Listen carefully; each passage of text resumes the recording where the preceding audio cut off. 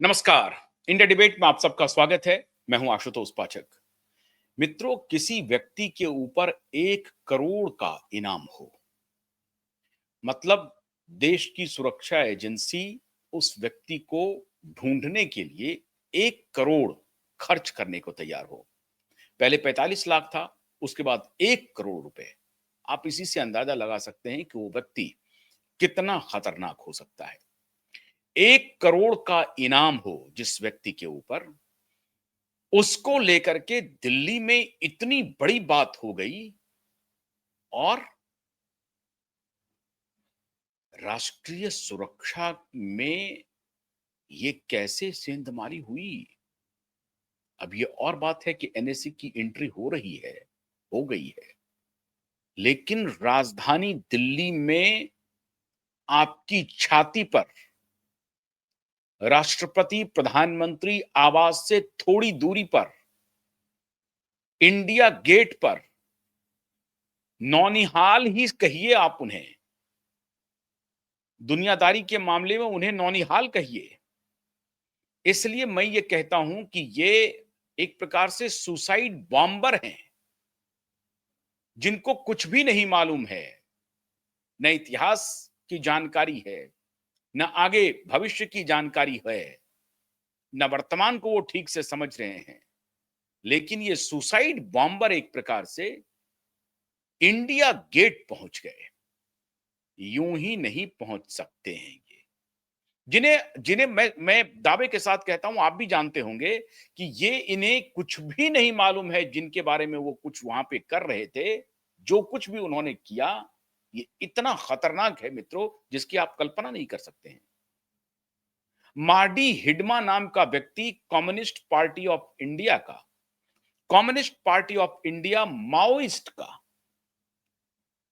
Central committee का member है। अब वो नहीं है इस दुनिया में। 18 नवंबर को उसकी मृत्यु हो गई। 1981 में जन्मा हुआ व्यक्ति 10वीं पास करने के बाद माओवादी के पूरे सरगना बन जाते हैं और फिर एक पॉलिटिकल पार्टी, जो पॉलिटिकल आउटफिट है माओवादियों का, communist party of India, Marxist, उस पार्टी का सेंट्रल कमेटी का कोर मेंबर बन जाता है। और उसके बाद छत्तीसगढ़, आंध्र प्रदेश, झारखंड, उड़ीसा, थोड़ा बहुत पश्चिम बंगाल में भी ये व्यक्ति कोहराम मचा देता है। कोहराम 26 अटैक करते हैं ये, 26। सैकड़ों हमारे सुरक्षा बल के जवान शहीद होते हैं। 400 जवानों के साथ एक बार जब, जिसको आप कोबरा कहते हैं, commando battalion for resolute action, उसको कोबरा कहा जाता है। Commando battalion for resolute action, वो जो कोबरा की टीम थी, जिसमें 400 कोबरा के ट्रेंड हमारे सुरक्षा बल शामिल थे, उनके साथ घंटों, 4 घंटे तक जो कार्रवाई हुई, उसमें हमने लगभग 30 जवानों को खोया। 15 लोग उनके मारे गए, लेकिन 30 हमारे सिक्योरिटी के जो जवान हैं वो शहीद हुए।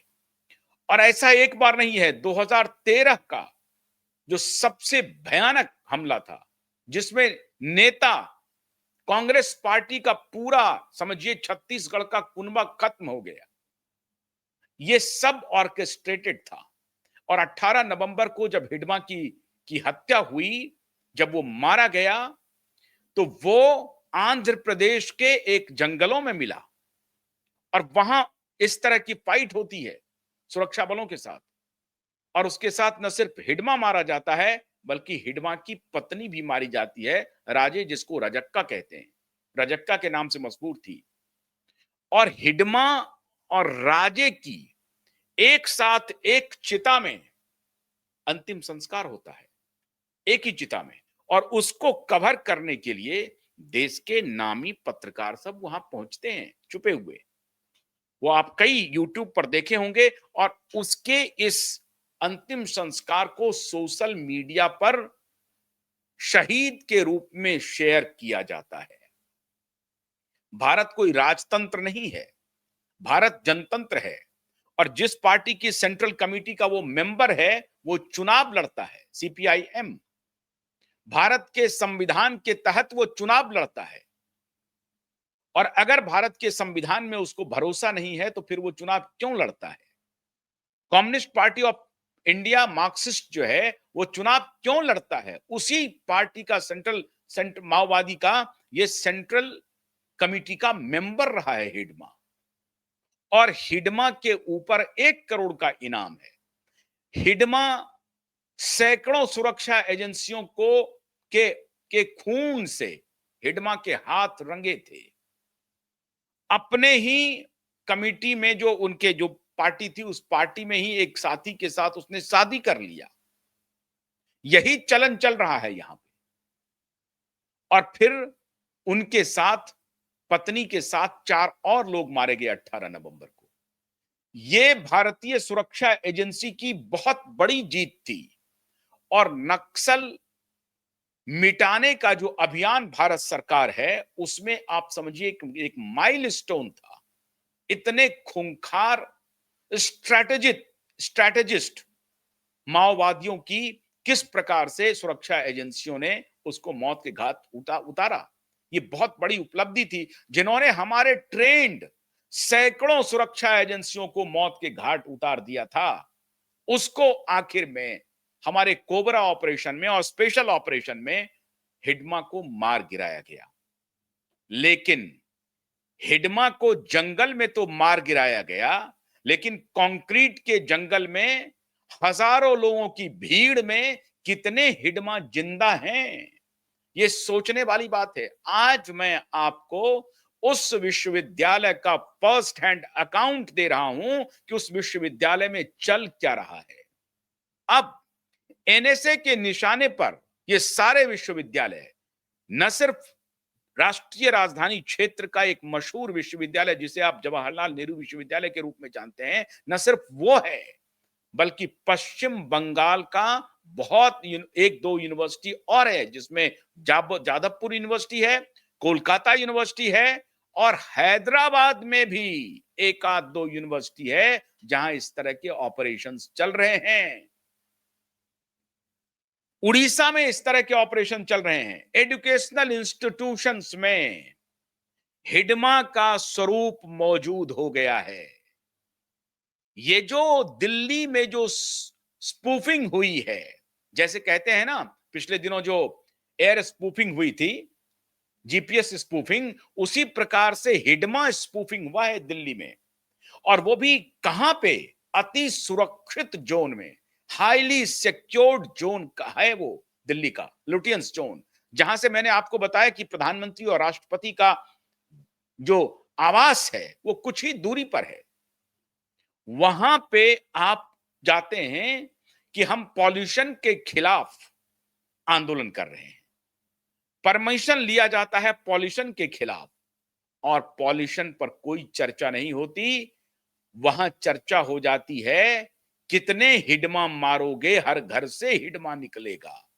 और ये कहते कहते मैं इसलिए कह रहा हूं कि इन बच्चों को कुछ भी नहीं मालूम है हिडमा के बारे में, क्योंकि ये नारा लगाते लगाते कहने लगे कितने कन्हैया मारोगे, हर घर से कन्हैया निकलेगा।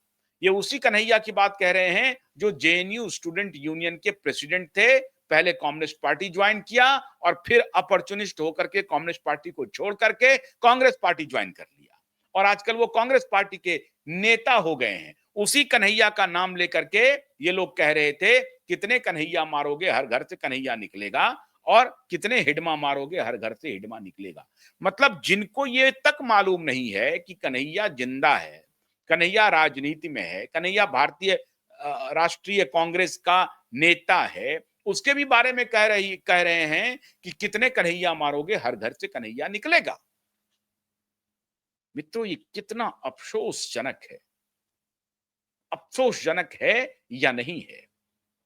अब एनएसए खाली जेएनयू को नहीं, जादवपुर यूनिवर्सिटी, कोलकाता यूनिवर्सिटी, भुवनेश्वर में कुछ एजुकेशन सेंटर्स हैं, और हैदराबाद में, हैदराबाद के कुछ इंस्टीट्यूशंस के ऊपर एनएसए की नजर है।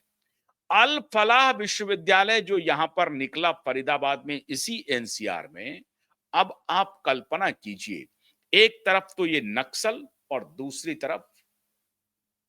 तरफ कट्टर आतंकवादी इस्लामिस्टों का संगठन। ये दोनों मिलकर के भारत को डिस्टेबलाइज करने की प्लानिंग बहुत गहरी चल रही है। इसलिए पिछले दिनों जो नरेंद्र मोदी ने कहा कि माओवादी और मुस्लिम लीगी ये दोनों साथ साथ चल रहे हैं। उस विश्वविद्यालय की मित्रों कहानी यह है कि इन इलाकों से बच्चों को, गरीब बच्चों को हम पढ़ाने के नाम पर उनको भर्ती करते हैं, और वहां पे इनका ब्रेन वॉश किया जाता है। किनके खिलाफ? उद्योगपतियों के खिलाफ, कैपिटलिस्टों के खिलाफ। और एक शार्प डिवीजन है उस विश्वविद्यालय में, और इन बेशर्मों को यह शर्म नहीं आती है कि ये फैशन तो वही करते हैं। कोका कोला का ये विरोध करते थे, कोका कोला पीते हुए। ये इतने इतने इतने इतने धूर्त हैं। इसलिए मैंने आपको कहा कि ये स्पूफिंग हुआ है, तो धूर्तता इनके खून में शामिल हो गया है। ये इतने धूर्त हैं। कपड़ा लिबास देखिए इनका, सारा मॉडर्न लिबास है, लेकिन मॉडर्निटी के खिलाफ है। ये कह रहे हैं कि हिडमा और जो आदिवासी इलाके में जो माओवादी हैं, माओवादी आतंकवादी जो हैं, वो विकास का नया मॉडल दे रहे हैं। ये वहां ये कह रहे थे, ये टेलीविजन पर कैमरे पर आकर के ये बच्चे कह रहे हैं, देखिए कितना टॉक्सिन इनके दिमाग में भरा गया है कि हिडमा नहीं, हिडमा जैसे जो भी माओवादी हैं वहां पर एक्टिविस्ट, वो बस्तर में, इन इलाकों में जाकर के विकास का नया मॉडल दे रहे हैं। क्या है विकास का नया मॉडल? तो जल जंगल जमीन को संरक्षित कर रहे हैं। कहां संरक्षित कर रहे हैं? जल जंगल जमीन को कहां संरक्षित कर रहे हैं? भारत सरकार क्या जल जंगल जमीन को पूरी तरह से नष्ट कर रही है? विकास को, जितना विकास हो रहा है वहां पर नए पेड़ लगाए जा रहे हैं। अगर कहीं फॉरेस्ट की कटाई हो रही है तो वहां फिर कैसे नए पेड़ लगाए जाएं, इसका प्रबंध किया जा रहा है। लेकिन ये इनको विकास, ये एक फिर नैरेटिव है मित्रों, ये नैरेटिव है जल जंगल जमीन की। जल जंगल जमीन इनके हिस्से में नहीं है, इनका मुद्दा कुछ और है। चूंकि ये फॉरेस्ट में रहते हैं, ये इनके लिए आराम पनाहगाह है, इसलिए फॉरेस्ट का बहाना बनाते हैं कि आप फॉरेस्ट को कब्जा कर रहे हो, और जो जो कैपिटलिस्ट है, जो उद्योगपति हैं, वो फॉरेस्ट को कब्जा करता है, उसके खिलाफ हम लोग लड़ रहे हैं। ये लड़ाई हमारी कैपिटलिस्टों के खिलाफ है, उद्योगपतियों के खिलाफ है। उद्योगपति को ये लोग माओवादी कहते हैं कि वो विलेन हैं, वेल्थ क्रिएटर, एम्प्लॉयमेंट क्रिएटर, उनको ये विलेन बनाने में लगे हुए हैं। ठीक है, प्रॉफिट का वो कितना हिस्सा लेंगे नहीं लेंगे, इस पर आप डायलॉग कर सकते हैं, डिस्कोर्स कर सकते हैं। आप भारत के संविधान के तहत आप संसद जा सकते हैं, संसद चुन करके जाइए, संसद में बोलिए, संसद में आवाज उठाइए, किसने रोका है? आप अगर चुन करके जाएंगे जनता की तरफ से और फिर संसद में आप आवाज उठाएंगे, तो आपकी आवाज अधिक सुनी जाएगी। किसने रोका है? आखिर वही कम्युनिस्ट पार्टी के लोग चुन करके जाते भी थे। आज क्या कारण है कि चुन के नहीं जा रहे हैं? इसलिए कि इस तरह की जो स्पूफिंग आप करवाते हैं, धूर्तता करवाते हैं, झूठ फरेब बच्चों के दिमाग में टॉक्सिन भरते हैं, उसकी वजह से आप मुख्य धारा से दूर होते जा रहे हैं। बेगुनाह सुरक्षा बलों को आपने मौत के घाट उतारा। आप तांडव कर रहे हैं, आप वहां पर उगाही कर रहे हैं। बिहार के बहुत सारे इलाके जो अब झारखंड में चले गए हैं, झारखंड में बहुत दिनों तक ये तांडव मचता रहा। बाद में उनका स्वरूप आया मित्रों कि वो लोग एक्सटॉर्शन करते हैं, माओवाद के नाम पर एक्सटॉर्शन करते हैं, डॉक्टरों से पैसा लेते हैं, जो वहां पर प्रोफेसर हैं, इंजीनियर हैं, डॉक्टर हैं या व्यवसायी हैं, उनसे वो पैसा उगाही करते हैं, उनके बच्चों का अपहरण करते हैं, उनके घर में डकैती करते हैं, डाका डालते हैं और उन्हें धमकाते हैं, डराते हैं, और उनसे कहते हैं कि ये पैसा इतने दिन तक हमें भिजवा दो, तब हम तुम्हारे परिवार की रक्षा होगी, नहीं तो तुम्हारा परिवार खत्म हो जाएगा। ये झारखंड में काफी लंबे समय तक ये मुद्दा चलता रहा। आज ऑलमोस्ट झारखंड से माओवादी का सफाया हो चुका है। अब जो एक दो पॉकेट हैं, पहले तो पूरा ये जो उसको रेड जोन कहते थे, आप देखिए कि उड़ीसा, आंध्र प्रदेश चले जाइए पूरा सदर्न से, आंध्र प्रदेश, उड़ीसा, छत्तीसगढ़, झारखंड और वेस्ट बंगाल, और इधर उस तरफ से, और अगर आंध्र प्रदेश से थोड़ा सा और पश्चिम की तरफ जाएंगे तो महाराष्ट्र, महाराष्ट्र में गढ़चिरौली, चंद्रपुर, ये सभी माओवादियों का जोन है। और अभी महाराष्ट्र में देवेंद्र फडणवीस ने 70 माओवादियों का आत्मसमर्पण करवाया है, 70 माओवादियों का। विदर्भ से थोड़ा सा अगर आप दूर जाएंगे, जहां विदर्भ के इलाके से ही आप जो थोड़ा सा आंध्र प्रदेश से जो नांदेड़ का इलाका है, नांदेड़, चंद्रपुर, ये सारे जो इलाके हैं, इसमें नक्सलियों का जबरदस्त प्रभुत्व था। लेकिन महाराष्ट्र धीरे धीरे डायलॉग में यकीन करने लगा। महाराष्ट्र में जब से नई सरकार आई है, वो लगातार नक्सलियों के साथ बातचीत कर रही है, और इसकी पहली सफलता तब मिली जब 70 नक्सलियों ने देवेंद्र फडणवीस के समक्ष आत्मसमर्पण किया। आपको वो वीडियो मिला होगा, आपको वो फोटोग्राफ मिला होगा, जब जब अपना हथियार AK-47, एक एम प्रभाकर नाम का एक व्यक्ति था जो कि पूरा लीड करता था, वो AK-47 से को जमा कर रहा है, देवेंद्र फडणवीस के हाथों दे रहा है। हथियार के साथ 70 माओवादी उग्रवादियों ने आत्मसमर्पण किया। तो चंद्रपुर हो, चाहे नांदेड़ हो, चाहे आंध्र प्रदेश से आगे निकलें तो आप चले आए उड़ीसा, उड़ीसा से फिर छत्तीसगढ़, छत्तीसगढ़ से फिर झारखंड, झारखंड से फिर पश्चिम बंगाल, ये पूरा रेड जोन है मित्रों। और लगभग 143 देश के जिले माओवादियों के कब्जे में थे। अब वो धीरे धीरे स्क्वीज हो गया। पिछले दिनों जब होम मिनिस्टर ने बयान दिया कि 143 जिले जो ऑपरेशनल थे, मतलब माओवादियों का गढ़ माना जाता था, देश के 143 जिले, कांग्रेस ने क्या किया इस देश के साथ, इसका जीता जागता सबूत है ये। 143 जिलों में माओवादियों का, देश के 143 जिलों में माओवादियों का प्रभुत्व था, और अब वो घट करके मुश्किल से 2, 4, 5 जिलों तक, वैसे तो 20 जिलों तक कह रहे हैं आंकड़ा कि 20 जिलों तक वो एक्टिव है, लेकिन मुख्य रूप से अभी भी जो जो उड़ीसा का या छत्तीसगढ़ का जो इलाका है, जो उड़ीसा आंध्र प्रदेश से मिल रहा है, वो जो कॉर्नर है, वो जो ट्राइंगल है, वहां के जंगलों में ये पाए जाते हैं, और बस्तर से बड़ी आसानी से ये आंध्र प्रदेश की तरफ और उड़ीसा की तरफ कूच कर जाते हैं। तो ये जो इलाका है, इस इलाके में अब भयंकर ऑपरेशन चल रहा है। एक तरफ NIA, नेशनल इंटेलिजेंस एजेंसी काम कर रही है, और दूसरी तरफ NSA की एंट्री हो गई है मित्रों।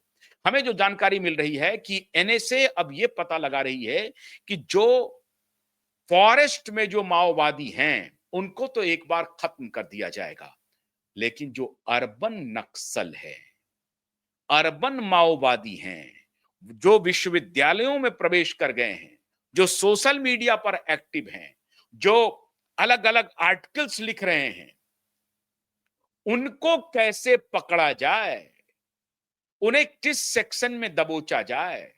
अब NSA पूरी तरह से पड़ताल कर रही है कि वो कौन कौन लोग हैं जिन्होंने इन मासूम बच्चों के ब्रेन को वॉश किया है। वो सज्जन कौन है इन विश्वविद्यालयों में जो इन बच्चों के ब्रेन को वॉश करके इन्हें इन्हें इंडिया गेट भेजा था। अब NSA इसकी तहकीकात जहां जहां, अभी इसीलिए मैंने आपको कहा कि ये जो GPS स्पूफिंग थी, ठीक उसी प्रकार का ये हिडमा स्पूफिंग है।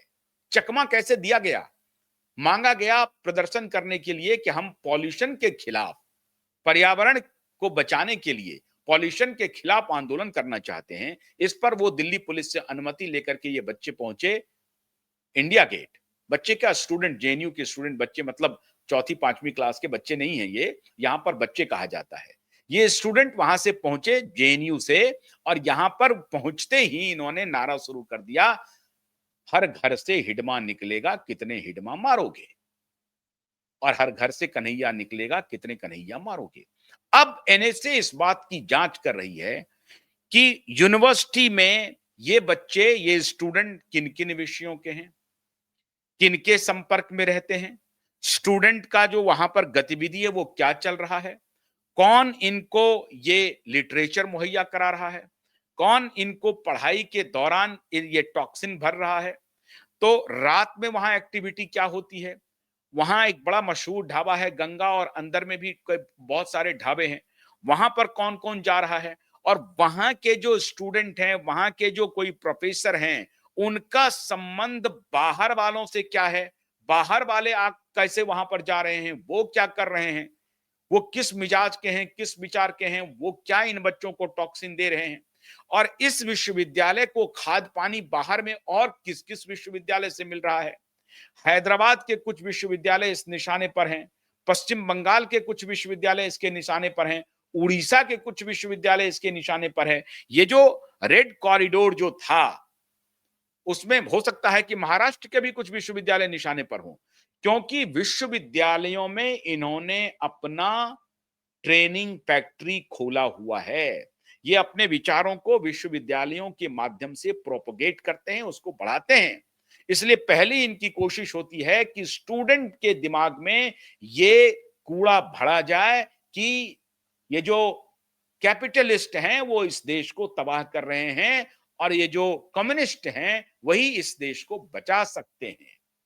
तो पहला ब्रेन वॉश, जो पहला ककहरा पढ़ाया जा रहा है, इन विश्वविद्यालयों में पढ़ाया जा रहा है। और उसके बाद फिर अलग अलग किस घर में कौन सा स्लीपर सेल है। ये जो स्पूफिंग हुई है, ये छोटी घटना नहीं है मित्रों। अब ये खुलेआम हिडमा के समर्थन में खड़े हो गए। एक माओवादी जिसको मारने के लिए पूरी एजेंसी लगी हुई थी, 1 करोड़ का इनाम था, उसके समर्थन में खुलेआम सड़क पर आ गए। पहले तो छुप करके ये चलते थे, तो अब ये direct open war against state है। इसे बहुत सारी राजनीतिक पार्टियों से भी खाद पानी मिल रहा है। इनके अब ये जो स्टूडेंट गए हैं, उनके लिए वकील भी खड़े हो जाएंगे कि नहीं नहीं, वो तो थोड़ा सा भटक गए थे, या क्या उन्होंने कह दिया, उनको किसी ने, उनको लगा होगा कि वो तो सेवियर ऑफ फॉरेस्ट है, जल जंगल जमीन है, उनकी मौत हो गई है, इसलिए ऐसा आकर के कहा। हिडमा के बारे में इन बच्चों को कोई जानकारी नहीं है कि हिडमा 2013 से क्या गुल खिला रहा था, क्योंकि ये जो स्टूडेंट हैं वो 2013 में पता नहीं किसी प्रकार से चल रहे होंगे या स्कूल में होंगे, तो उन्हें तो कुछ मालूम भी नहीं है। तो ये किस प्रकार के खूंखार माओवादियों के लिए अगर समाज में लोग इस तरह से खड़े हो रहे हैं, तो समझिए ये मामला इंटरनेशनल साजिश का हिस्सा है, और इसीलिए इंटरनेशनल साजिश को एक्सपोज करने के लिए अब एनएसए की एंट्री हुई है। और एनआईए जो अपना काम कर रही थी, उसके साथ एनएसए भी चाक चौबंद हो गया है। क्यों? क्योंकि इंडिया गेट पर ये बच्चे पहुंच गए, इंडिया गेट पर ये नारा लगाना शुरू कर दिया, तो कहीं भी पहुंच सकते हैं। और जिस तरह से चकमा देने की इन्होंने परंपरा शुरू की है, स्पूफिंग की परंपरा शुरू की है, अगर ये और बढ़ता रहा तो देश के लिए बेहद खतरनाक होगा मित्रों। देखते हैं एनएसए की एंट्री के बाद क्या गुल खिलता है। लेकिन एक बात मान के चलिए, भारत की सुरक्षा एजेंसी अब पूरी तरह से चाक चौबंद है, और इन्हें जरूर सजा मिलनी चाहिए। जैसे कि शरजील इमाम को हाईकोर्ट से बेल नहीं मिला, और इसलिए नहीं मिला कि जब शरजील इमाम का ऑडियो रिकॉर्ड हाईकोर्ट में दिल्ली पुलिस ने सुनाया, तो जज साहब को भी पता चल गया कि साहब ये शरजील इमाम क्या है, ये भोला भाला स्टूडेंट नहीं है, भटका हुआ स्टूडेंट नहीं है, ब्रेन वॉश किया हुआ एक खूंखार पढ़ा लिखा आतंकवादी है, जिसका वेश बदला हुआ है। ये बम नहीं चला रहा है, ये शब्दों के बम चला रहे हैं, जो ज्यादा उस बम से खतरनाक हैं, क्योंकि इससे पीढ़ियां खत्म होंगी। इसलिए दिल्ली हाई कोर्ट ने शरजील इमाम को बेल नहीं दिया, बेल रिजेक्ट हो गया। पुलिस ने जब वो ऑडियो रिकॉर्ड सुनाया कोर्ट में, तो होश पाख्ता हो गए जज साहब के। और फिर ये जो वकील साहब उनकी लड़ाई लड़ रहे थे, वो अपने रास्ते निकल लिए। मित्रों, ये बहुत बड़ी घटना है, ये छोटी घटना नहीं है। उम्मीद करनी चाहिए कि भारत की सुरक्षा एजेंसियां इन बच्चों को न सिर्फ रास्ते पर लाएगी, बल्कि इनको कड़ी से कड़ी सजा मिलनी चाहिए। कड़ी से कड़ी सजा मिलनी चाहिए। ये भटके हुए बच्चे नहीं हैं, ये ब्रेन वॉश किए हुए हैं, और इनके जो असली आका हैं, अजहर मसूद जैसा व्यक्ति जो अब विश्वविद्यालय में बैठा है, उनकी गिरफ्तारी अवश्यंभावी है। उनको गिरफ्तार किया जाना चाहिए। सबसे पहले उन प्रोफेसरों को गिरफ्तार करना चाहिए जो इनको इस तरह की भाषा, इस तरह का टॉक्सिन भर रहे हैं। उम्मीद करते हैं कि सुरक्षा एजेंसी इस दिशा में काम करेगी। बहुत बहुत शुक्रिया। नमस्कार।